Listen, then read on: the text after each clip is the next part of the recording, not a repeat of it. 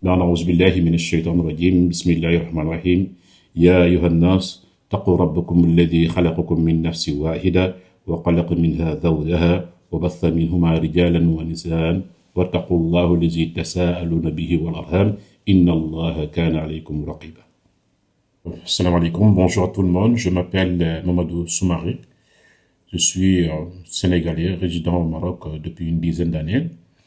Je travaille dans le domaine du tourisme et en même temps aussi j'évolue au niveau de la communauté en tant que Sénégalais pour venir en aide à ses compatriotes. Merci beaucoup, je vous remercie de m'avoir donné l'opportunité aujourd'hui de parler.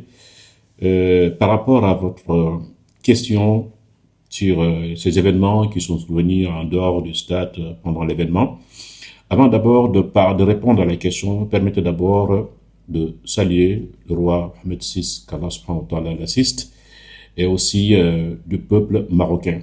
Parce qu'on a vu par rapport à cet événement-là, ils ont été à la hauteur, ils ont fait des efforts extraordinaires pour accueillir ce grand événement, qui est un événement africain, qui recevait des dizaines de milliers d'Africains qui sont venus pour cet événement, et il fallait faire des efforts, et on a vu la qualité de l'organisation, tant par rapport au stade, la qualité donc des pelouses, les infrastructures, les hôtels, tout était à la hauteur.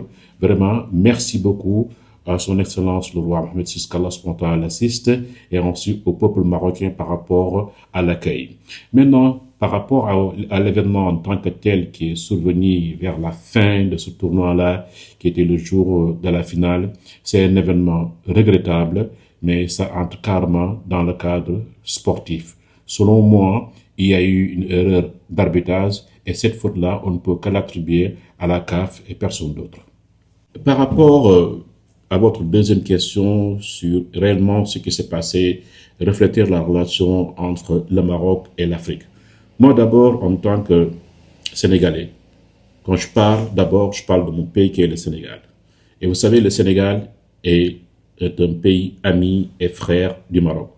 Nous avons des relations multiséculaires. Je vais vous dire une chose.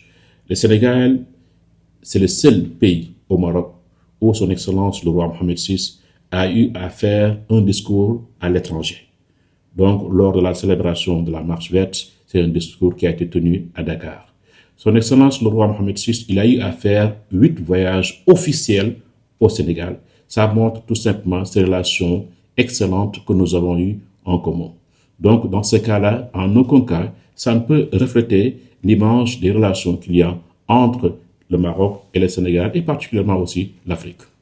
Par rapport à la troisième question, si on peut tenir compte responsable, le sport comme seul responsable de cet événement-là, personnellement, mon avis, moi, je mets ça carrément dans le cadre sportif. On ne doit pas sortir ça dans le cadre sportif. Tout ce qui est extra-sportif, on doit le mettre de côté. C'était un événement continental organisé donc ici et les gens ont joué et les gens ont été dans d'excellentes conditions du début jusqu'à la fin. Comme je l'ai dit, tantôt par rapport maintenant à la première question, il y a eu une erreur d'arbitrage, comme ça peut arriver partout dans le monde. Il peut y arriver parfois l'arbitrage est humain, il peut y avoir des erreurs qui peuvent arriver. Donc pour moi, ça reste uniquement dans le cadre sportif. Malheureusement, maintenant, il y a des gens qui veulent en profiter pour ajouter des choses qui n'ont rien à voir avec le sport, mais ça reste carrément dans le cadre sportif. Par rapport maintenant à votre question, comme quoi il y aurait des Marocains à l'étranger, encore une fois en tant que Sénégalais, je ne peux parler que du Sénégal. Vous savez, parfois les gens, ils exagèrent. Et c'est dommage et c'est vraiment malheureux. On a eu des cas isolés, que ce soit au Sénégal, mais aussi que ce soit au Maroc. Mais dans ces deux cas, à chaque fois, l'autorité a fait son travail. Il y a eu il paraît, de jeunes Sénégalais étudiants peut-être qui ont eu à faire un déplacement pour aller vers la fac médecine ou pharmacie. Mais il y a eu des Sénégalais qui sont opposés à ça et la police, l'autorité sénégalaise a fait son travail et il a arrêté ces gens qui voulaient être à la hauteur de ces genres de trucs-là.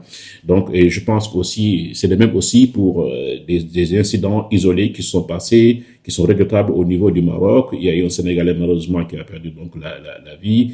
Et je pense aussi donc l'autorité marocaine est en train de faire ce travail-là. Il y a aussi des cas isolés, des cas isolés où il y a une compatriote sénégalaise qui a été, dont son lieu de commerce a été saccagé, et aussi l'autorité est en train de faire son travail. Mais ce sont des cas isolés. On ne peut pas sous prétexte dire que donc il y a un problème réellement entre les gens. Sinon, dans l'ensemble, les gens travaillent, ils vaquent à leurs occupations, que ce soit au Sénégal, au Maroc, les gens sont tranquilles, les gens sont passés à autre chose.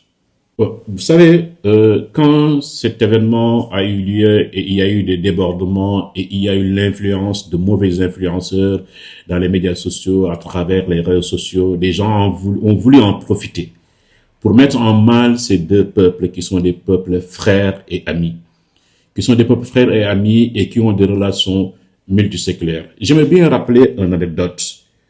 Feu Hassan II, rahimahullah, quand il y a eu l'événement de 1989, quand la Mauritanie et le Sénégal y ont eu un problème, on a fallu assister à une guerre. Et quand des pays arabes sont venus voir Hassan II pour apporter son soutien à la Mauritanie, il leur a dit ceci: la Mauritanie est un pays ami, mais le Sénégal est un pays frère. C'est pour cela que donc, quand il y a eu ces événements malheureux-là, notre Premier ministre Ousmane Sonko, il a appelé le Premier ministre Ahanous et ils ont longuement parlé des relations entre donc ces deux pays-là. Et c'est la raison pour laquelle le Premier ministre du Sénégal sera, Inch'Allah, Ousmane Sonko au Maroc du 26 au 27 dans le cadre d'une commission mixte des relations entre le Maroc et le Sénégal, Inch'Allah. Déjà que le ministre chargé du Sénégal de l'extérieur, Chérif Amadou Diouf, est à Casa depuis ce matin pour préparer donc la visite du Premier ministre Ousmane Sonko qui doit rencontrer le Premier ministre Ahmed, Inch'Allah, du 26 au 27 à Rabat. Le message, comment je voudrais envoyer donc à nos frères marocains que ça, c'était du sport, c'était du football. Et le football doit unir et non nous désunir. Et on ne doit pas laisser les oiseaux de mauvais augure profiter de cette tension-là pour mettre en mal donc les gens. C'était du sport, c'est fini, c'est parti. Aujourd'hui, certes, le Maroc a perdu, mais il peut remporter la prochaine CAN, c'est possible. Le Sénégal a perdu contre l'Algérie la CAN en 2019, et pourtant la CAN d'avenir, le Sénégal l'a pris au Cameroun. Donc, c'est la loi du foot, c'est la loi du sport. Parfois, aujourd'hui, on perd et demain, on gagne.